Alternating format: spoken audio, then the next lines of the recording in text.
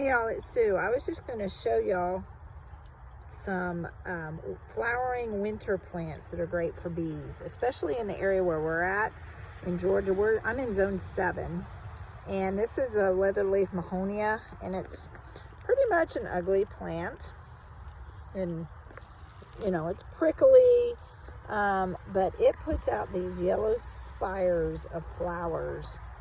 And the bees, as you can see, love it. I was out here earlier today, and there was probably about 20 plus bees trying to get onto these flowers. There's not much blooming here in Georgia.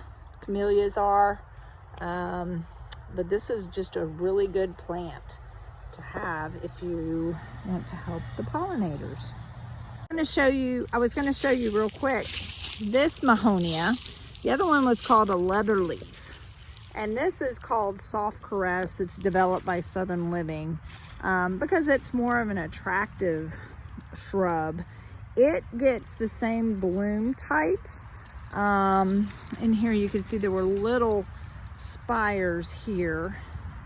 Not as big as the original leatherleaf, but it is, of course, soft since it's named, so it's not prickly, and it's more of a shrub, a more attractive shrub. But this blooms, I like this Mahonia because it blooms later in the season.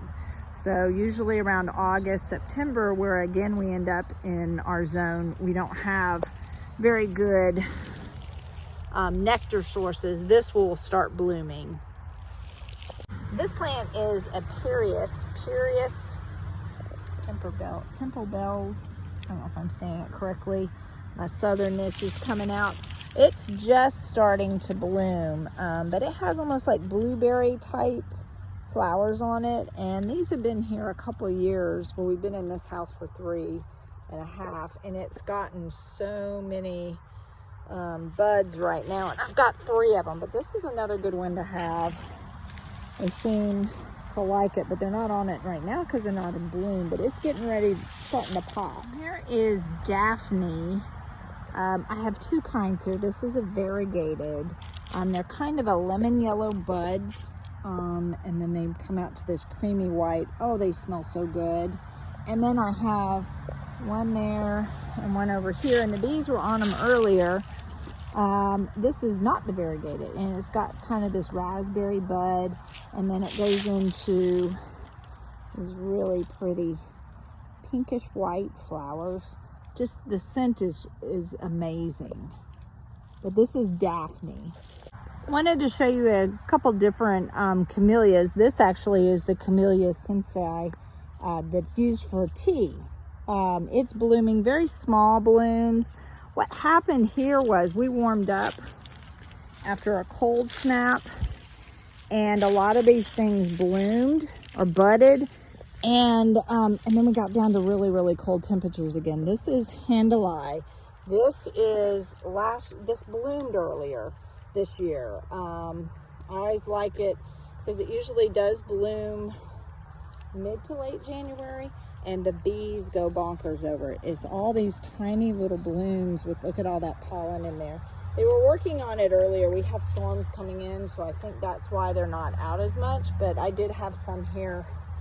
I was with my granddaughter. We were looking for bees, but they like the nectar and the pollen here also. But this is Helleborus, and if you can grow it, it's a great pollinator plant. I have one over there too, and then there was a baby one I have growing somewhere else.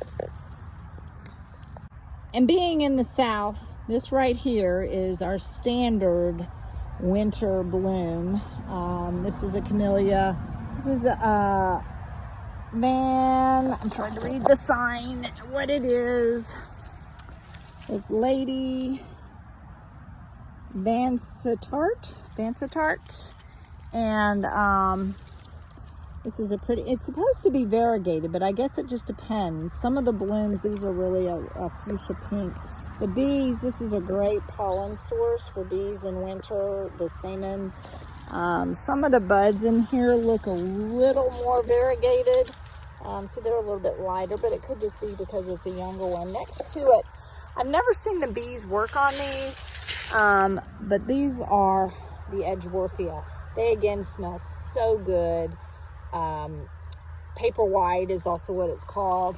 It's an unusual plant where all the leaves of course fall off in the winter, but they have these just tassels that hang upside down that just smell so amazing. It's just unique, kind of a Japanese look if you want to do like a Japanese garden.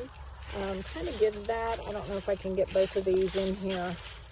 Kind of gives that appearance, but that's just some of them. Helleborus, of course, is another winter. I'll flip right over here real quick. This is a Helleborus or a Linton rose. I don't see the bees on it as much. I don't think it's really necessarily a pollen producer. I have seen bees on it, but just not as much as other plants. But it is a nice little touch of color. I have some that are getting ready to bloom that are kind of that deep raspberry color. These have a little bit of the raspberry dotting in them. But I just wanted to show y'all a couple. Hopefully you can use these in your gardens. Here's what I'm doing now. This is my little feeding station for my hives. Right now I only have 3. It was a really rough summer, fall here, and just time management was not my friend. So I'm working on feeding these. The girls seem to be out. You can see them there. A lot of them are out. Haven't been in these hives yet. I really do need to get in. This jar of sugar water I put out probably about 2 hours ago, and it's almost halfway gone. Those over there I just put out probably about 30 minutes ago, and they're just sucking them down. So they really aren't concerned with me. I say that, and then probably one of them will come and pop me, but they come to my back door actually, and today followed my daughter-in-law inside the house. One of them did, because they just seem to know that's where the sugar water comes from. But in lieu of nectar flow and flowers blooming, I end up feeding because I want them to be strong. With our varying temperatures, where it warms up, they come out and there's not anything for blooming for food, so I end up feeding them.